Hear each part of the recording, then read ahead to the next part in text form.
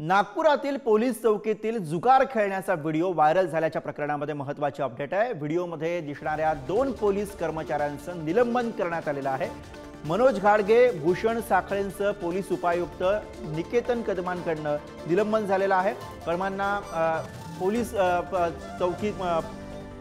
चौकीमध्ये police कर्मचारी वर्दीवरती cigarette ओढत जुगार खेळत असल्याचा व्हिडिओ हा समोर आलेला होता। हा व्हिडिओ जुना असल्याचा पोलिसांना संशय होता, पण वर्दीवर हे कृत्य केल्यामुळे निलंबनाची कारवाई अखेर करण्यात आलेली आहे। आणि याच विषयी आपण अधिक बोलूया। नागपुरातनं प्रतिनिधी जितेंद्र शिंगाडे सध्या आपल्या सोबत आहे। जितेंद्र, व्हिडिओ व्हायरल झाला, व्हिडिओ जुना होता अशी माहिती पुढे आली, मात्र त्यानंतर सुद्धा आता ही कारवाई करण्यात आलेली आहे।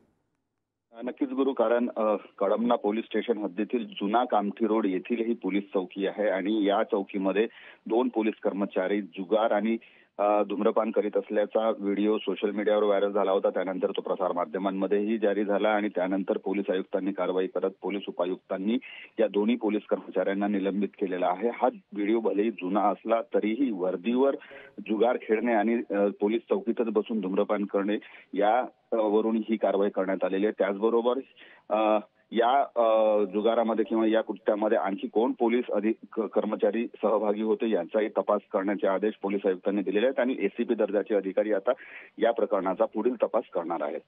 गुरु, धन्यवाद या सगळ्या सविस्तर माहितीसाठी।